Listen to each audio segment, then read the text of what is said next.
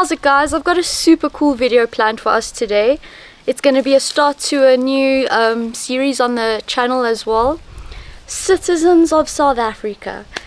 And I just want to build an appreciation for South Africans. We're such awesome people.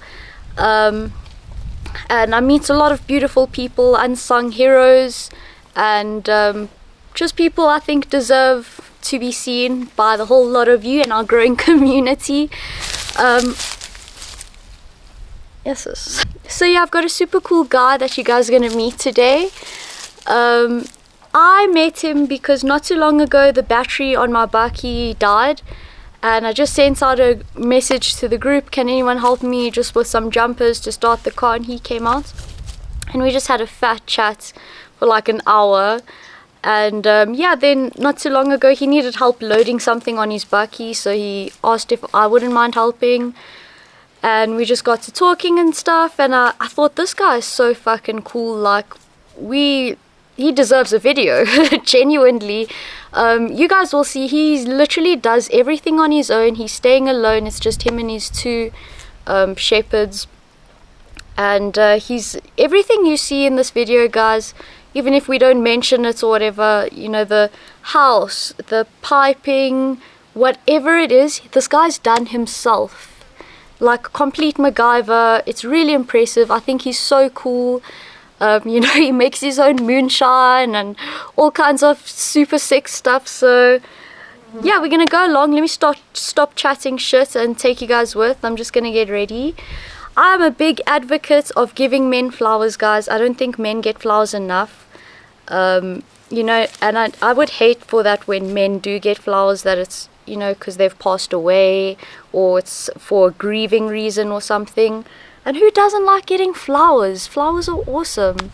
So I just picked a bunch of little bush bouquet I did over here. This is from the peach tree that's starting to already flower pretty soon in our garden. It's not even spring yet, but global warming, I guess. And not sure what these are. Someone will definitely be able to identify them in the comments, I'm so sure of it. And then just some nice bougainvilleas that are in my garden at the moment. And yeah, so let me get the camera, let me get dog. Okay, we're going. Okay, we're about to pull up to his gate. It's right overhead, just before that pole over there. There he is! You combed your hair and everything, you look so sharp.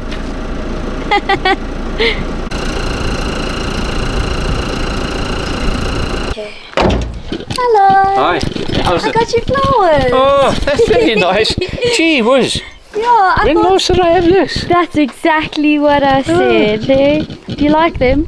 Yeah. They look so cute. Let's be. And I can't find any of them anymore. What is that? Where's he going to? Shit. Losing there things he is. in your house now. I use it for. Oh, that's so cute. Yeah. That's brilliant. You gotta make use out of everything, don't you? That's my problem. What did you pick up? Prost. No, that's German. Oh, sorry. Prost. Yeah. In Russia they say Nazdrovya. Nazdrovya. Nazdrovya. And in Japanese? I have no idea. Kampai. Kampai. We did another one. For me, I just say ching ching. Chin chin. Ching ching. L'chaim. L'chaim. It's nice and sweet. Are you recording or not? I am, yeah. Oh shit. It's alright now. How's it?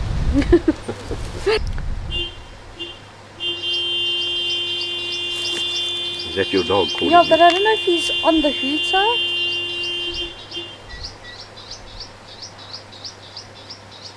Cheeky bugger. Hi, Fuito. He's hooting at me. He's like, hey, come on. This is hey. You left me for another guy.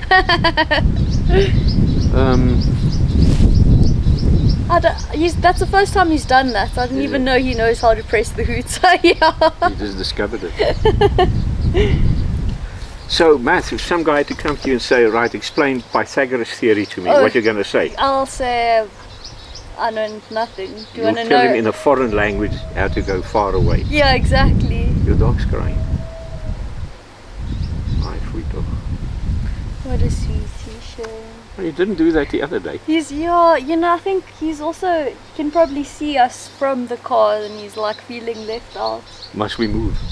No, it's okay. He'll Yeah. calm down. He needs Yeah, to learn to be a eventually. big boy anyways, yeah. How old is it now?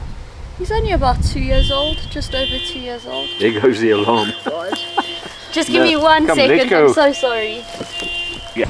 So I wanted to ask you, why did you decide to move out here? Phew.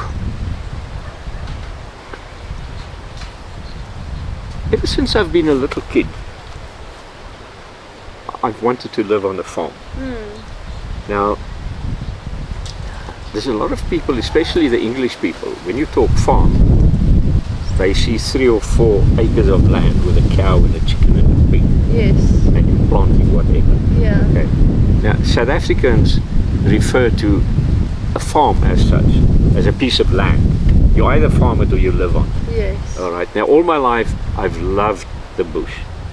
Ever since I've been a little lady, I've been interested in birds, wild birds. Okay.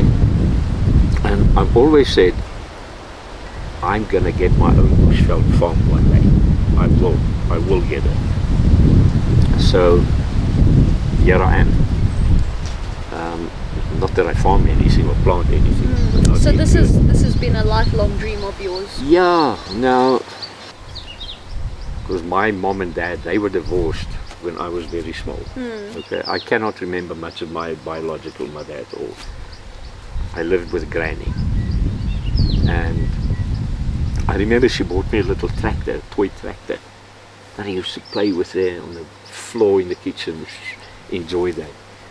And we had relatives, I don't know on which side of the family they were.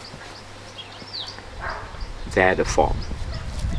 And we'd go to Howzit and Auntie Myrtle's farm every now and again. And I think my granny just dumped us there to get rid of us. Yeah. don't Get know. some free time But- away from the kids. Oh, to go to this farm. School holidays, Christmas, I can't remember, but a couple of times. And Howzit had chickens, white chickens, millions of white chickens, you know, in cages, and he collected eggs. And all us kids used to come with him and watch him collect eggs. And he had peach trees, millions of peach trees, Oh, with these beautiful. beautiful big peaches, and we could eat peaches.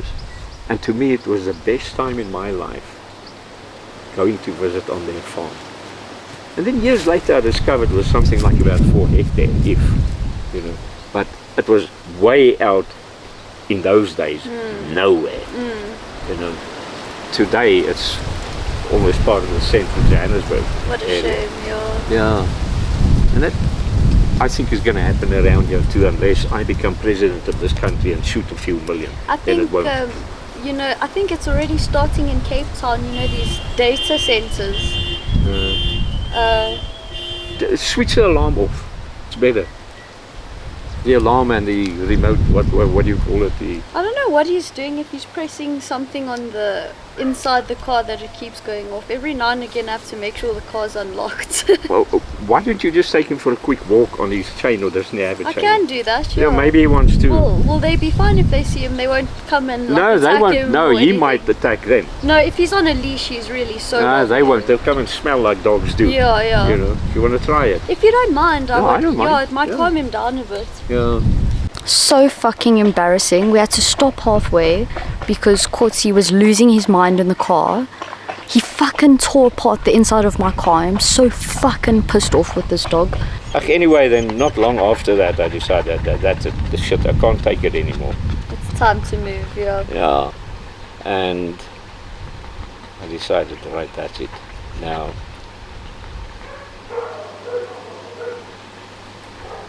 I decided I must do something. Well, while I was working, I bought a plot of land, about 2 hectares. Don't know how well you know Honeydew, Muldersdrift area. I know Honeydew a little bit. Yeah, Alright, was it well, around that sort of area? Right, yeah, past Honeydew you get Muldersdrift, and then from Muldersdrift you go out towards what they call the cradle of mankind. Yes, I know. Yeah, I love it Yeah. that side. It's Oh, beautiful. okay. So I decided long before I realized, well, decided I'm going to go. I must buy a plot of land, build a house. So I drove around, saw an advert, estate agent I got, and he showed me this nice rise, quite like it. 2 hectares or something, way out there I could see Joburg, way out there I could see Pretoria and all of that. So, what God. Bought the property and found an architect, designed the house, and I said to my 2 boys who were living with me, I said, right guys, we're going to move and I'm going to have a house built. And then a few days later they said, I said, why not? They said, well, this was virtually finished with university. I'm starting university now. And what the hell are we going to do way out there in the middle of nowhere when all our buddies are over here? Yeah. I didn't think about that. Yeah. So I cancelled the house thing and then decided I'm a seller. Yeah, gosh, children take a big chunk of your life in certain Yeah. ways, don't they? Don't ever get pregnant. I have no maternal Instincts. instincts. Yeah, I'll have my animals. I don't know if I'll have children here. And I have 5 of them. yeah. Anyway, so I decided, right. You know, as a Christian believer, I'm a very, very staunch believer. Faithful, yeah. And God looks after us all. Whether you think He doesn't, He does. And God has been very good to me through all my life. Even those times when I had sort of forgotten about Him, when I thought I'm clever enough to carry on without God, Yeah. which is wrong.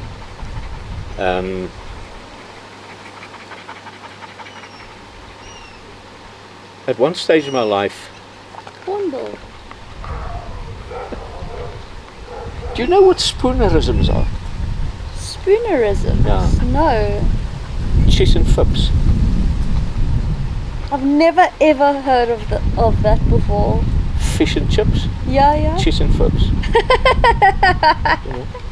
That went right over my head. I thought you were saying something in like a different language. Okay. Okay, yeah. What Now that about thing it? that just flew past there is a born hagel. A born hagel. Yeah. What does this mean? A grey hornbill. Oh my god. Another one went right over me. You gotta think. Yeah. Use your brain, girl. Oh god. Anyway, just getting back to my faith and my belief in God, and that He's always looked after me even when I sort of forgot about Him.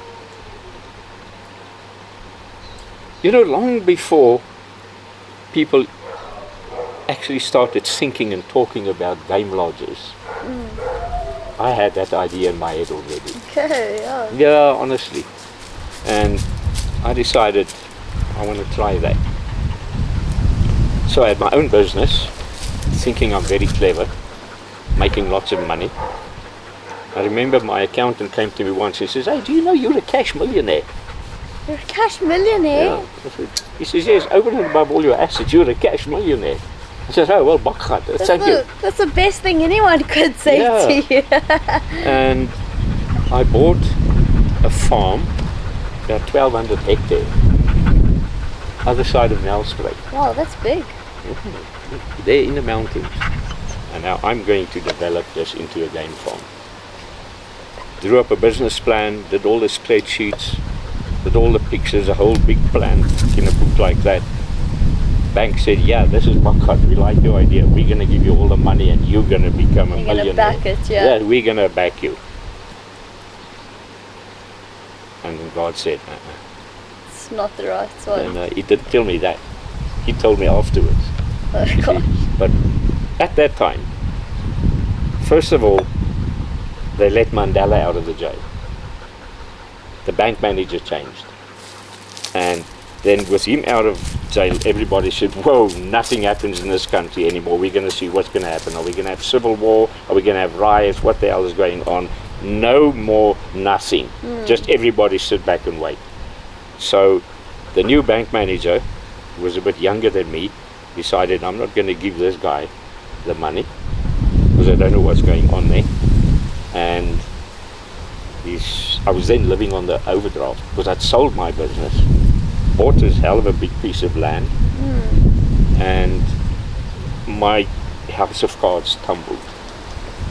And there I was. Yeah. Big place out in Randburg, double-story house, with everything that opens and shuts, etc.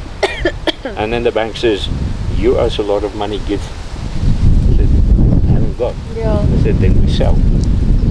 And they were the house that I lived in then at the time, they had valued at over 740,000 rand then. So when the shit hits the fan, no. I couldn't get estate agents to sell at my price. And then I happened to hear that one of the, I call them clowns, bank managers, They are clowns. decided he's going to buy this place. So I went to the estate agent and I said, I owe the bank so much, and this guy is going to offer something like 10 rand more. Sell it for a bit more. The guy says, can you sign tomorrow? I said, yes. So just so that the bank manager couldn't get it, Yes. I gave it away to some other guy. Okay. So there I am, wife, children, kids, no more house, no more nothing. Yeah, now what? Now I'm bankrupt, Yeah. really bankrupt. So we moved in with the church. They looked after us for a couple of months, and then I knew this is it. And I had a Toyota 4x4 bakkie, and the wife had a typical minibus, Toyota minibus taxi type thing. I said, right, this is it. We sell this and we go to the UK. There's nothing here for me. Yeah. I've got nothing. And I mean, why not? You had nothing to lose at the time. And I knew the English government will look after the wife and the children. I didn't count. Yes, and do you think I could get a job there? I battled. I'm sure it was really tough. I battled. So we lived on the dole. Yeah. The government looked after them, gave us a house and just enough money. And To then get through. at one stage I decided I can't take this shit anymore. Yeah. My children told me afterwards that I had some kind of a breakdown. I can't remember it. But apparently their friends would come visiting and say, hey, why does your old man sit in front of the window the whole day, never moves? And Yeah, so you were really struggling at the time. Yeah, hey, the wife then said, she actually got a doctor in to come and look at me. I can't remember that. And he said, yeah, it's some kind of a syndrome. People who love the sun, who are out in the bush, come into a place like England, where it's always raining. It takes a piece of your soul, honestly. Yeah. It virtually destroyed me. And then when I got to my senses again, I decided this is it. I'm coming home.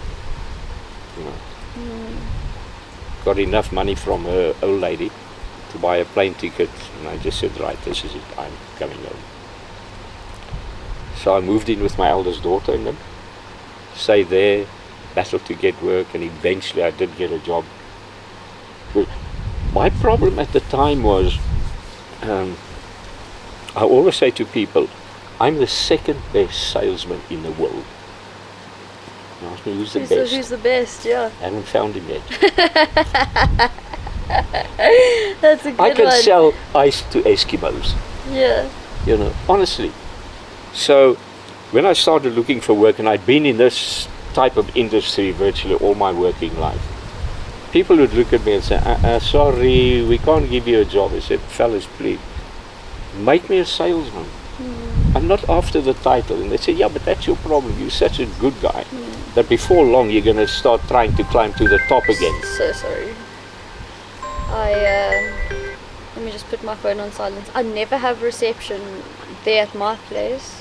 So obviously you have network reception here. I think Have I? all the phone calls just come through. Yeah. I never get calls in any case. Do So anyway, eventually I got a job and they fired me after 3 months. Then I got another job and hurt my leg and buggered off there. And then I found the last company that I worked for. I was with them for 8 years. So now I've got nothing. My daughter is looking after me, but I've got a place to stay in.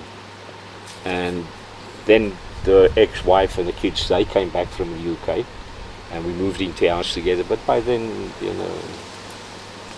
the flame had gone. Yeah.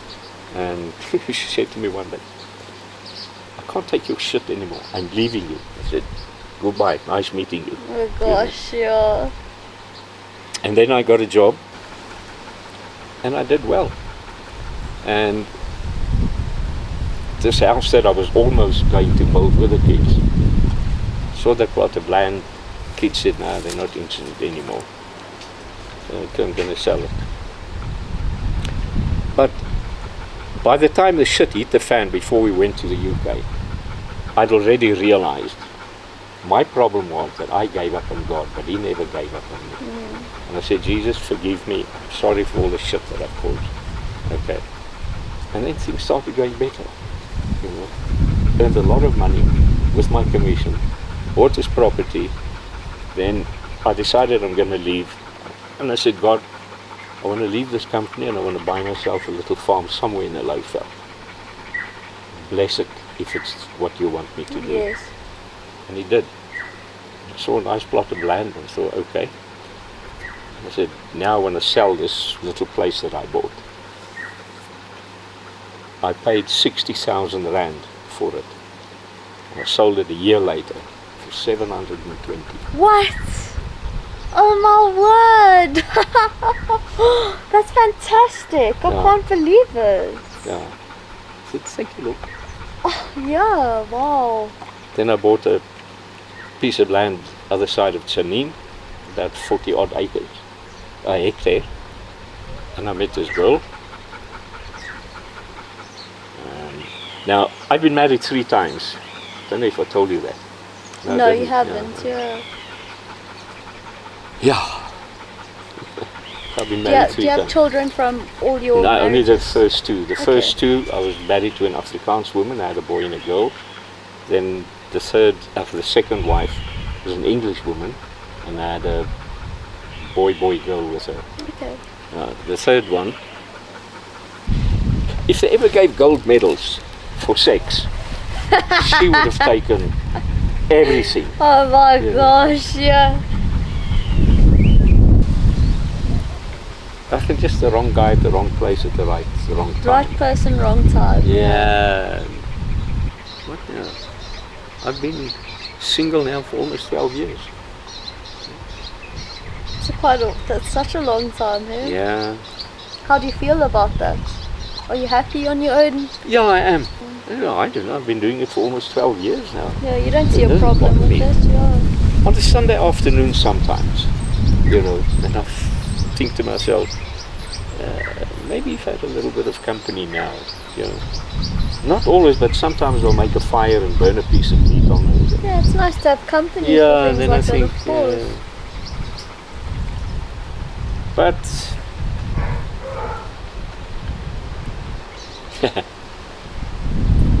yeah, the house that I built out there, did it all on my own.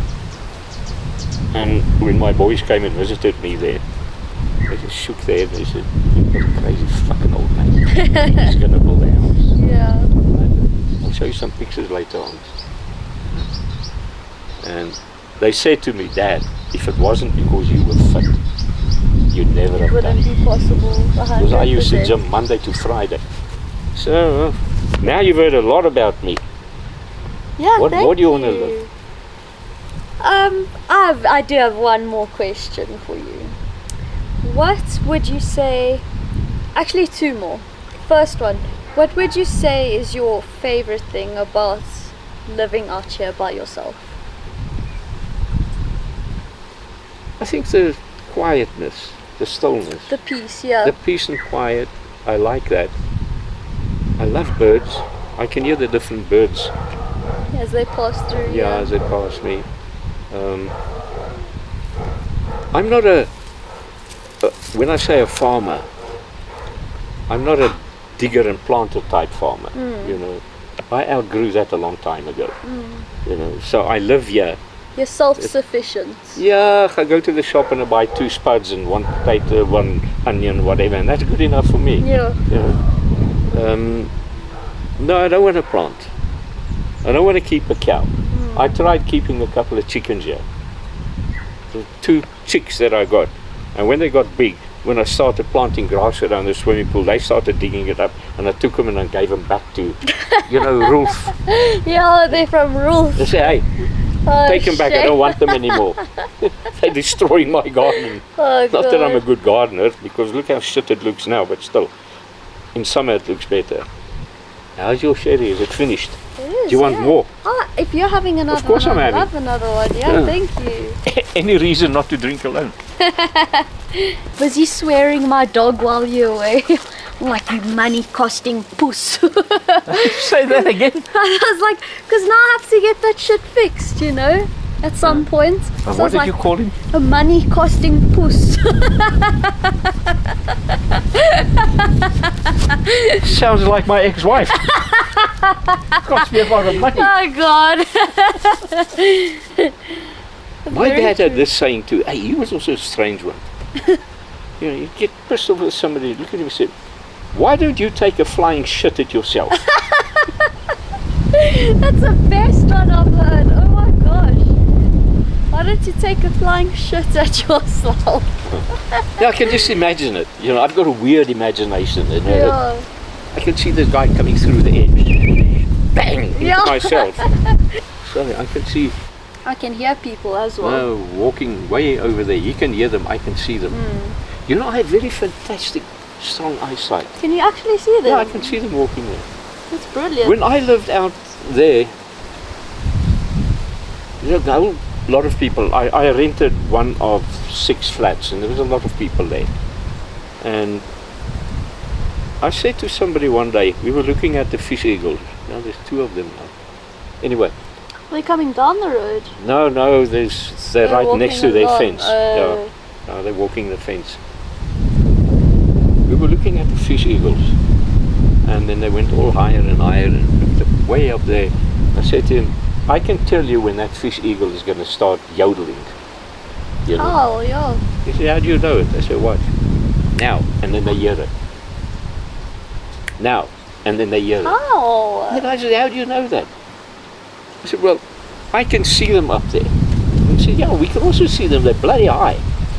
I said, yes, but the thing with the fish eagle is, when he starts calling, whether he's flying or sitting on a branch, he throws his head back and then calls. Ooh, ooh, ooh, ooh. Okay, so you can I can see that see him do movement. that. Yeah. And I said, you can see that. Your eyes are very sharp, eh? But there's people with bush eyes that are just incredible, like so good. I wish I had that kind of eyesight. Yeah, you know, like you're driving and stop, there's a chameleon on the branch over Yeah. there. Like, how the hell did you see that? Well, I can do that. I can see the tracks and the spoor and so on, but I would like to follow something like a cheetah or not a cheetah, I think a leopard. And take the spoor and see if I can actually get it. Yeah, and actually follow it, yeah. Because I've spoken with people that said, they've never seen vultures come over here. I said, well, I've seen them a couple of times. Have I you? said, I also Yeah. haven't really seen many around here. because I watch other birds, and I've often seen vultures come from that side, and they circled, and as they turned around, you could see it's a white-backed vulture. 4 or 5, the most I saw was 7. They come from there and they go that. Yeah, they love, the whiteback vultures love a shot, because they're also endangered, if I'm Yeah. not mistaken. So how did you start to, or how did you get into this wildlife thing? Not such a crazy, interesting story. Growing up, I was always an animal kid, nature kid. Did you grow up in Joburg or I grew up in Joburg, yeah, proper city girl. where? All over, but mostly like Woodmead, I don't know if you know, Buccleuch sort of area, and then Sandton, and Yeah. I was all over. But I always knew, and I grew up riding as well, riding Okay. horses. So I just... Kyalami doll. Yes, exactly. But I just knew, like, when I'm done with school, I have to find something to do. And anyways, Indian people, I think for Indians, going into the bush is like a bit of a luxury. Yeah. Maybe even for black people as well. You know, it's not a thing you do very often. You know, to say you're going to the Kruger Park is like a big deal. You Yeah. know, back in the day especially. And so anyways, I had this boyfriend at the time, and he took me to Sondela, which is right there by Bella Bella Yeah. sort of side. And we were about to, honestly, mind-blowing. You know, we were following jackals with tracks and stuff, and I was like, oh my god, this is a whole new world for me, you know. And just as we were leaving, don't we see people riding horses, having like a guide to show them around? I was like, what the hell? You can live this life and do it on horseback. And get paid for doing it. I was like, I know exactly what I'm doing. Let me finish school. Anyways, finished school, and my mom helped me get this little corporate job just to make some money Yeah. and stuff. And I promise you, I could work like a solid maybe 9 months in that job before I was like, I need to get the hell out of here. And so I looked, you know, how do I achieve this life that I've envisioned for myself now with horses and wildlife? And so obviously, you know, you need to become qualified to be a guide and the whole shebang. So I just, pure passion, I just sent out emails. I just said, my name is Kiara, this is what I love, this is why I think I should do what I'm destined to do, this is the passion that I have, la la la la la. And people in the Kruger got back to me, Timbavati side, it's called the Southern African Wildlife College. And they said, Kiara, we love your passion, we would love to give you a full bursary. Come Wow. and study with us. And I was like, oh my god, I can't tell you, I dropped everything. And I told Dropped everything. yeah, see you guys, not looking back, you know.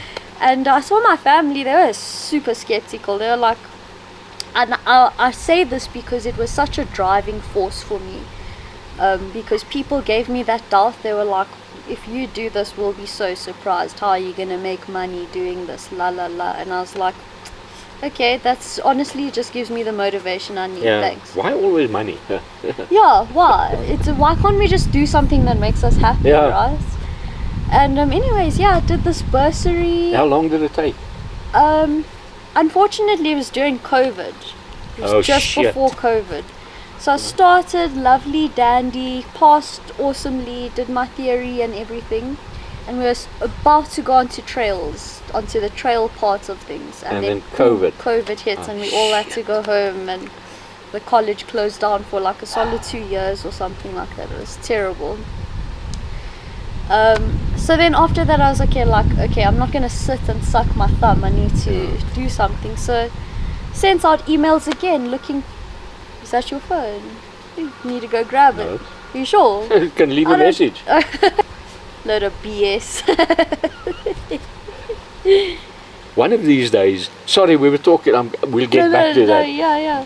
So you decided, Oh yeah, no, so you know, after COVID I was qualified with nowhere to go. So I just sent out a bunch of emails again, and this awesome guy Jonathan in the Eastern Cape, he had this massive beautiful farm right on the river with a bunch of horses, and he was like running these long trails and short trails and stuff. So he said, yeah, come and volunteer, come and work with me. And yeah, I went to him. I was supposed to go for like 3 months. I ended up staying like over a year or Wow. something. And yeah, just working, you know, riding horses on the Yeah. beach, taking guests, crossing rivers. lekker. And I made such awesome friends there. And that really, it just opened Yeah. the door to the whole horseback safari life to me. And then just went on from there to all the other different places, Okay. riding and whatnot. Yeah. So you're also basically a boss poppy. Yeah. Bos bevolk. Boss before like me. Yeah, that's thrown at me a couple of times. Yeah. Yeah, jy's boss before. But I wanted to ask you one last thing as a sort of closing Okay. for this.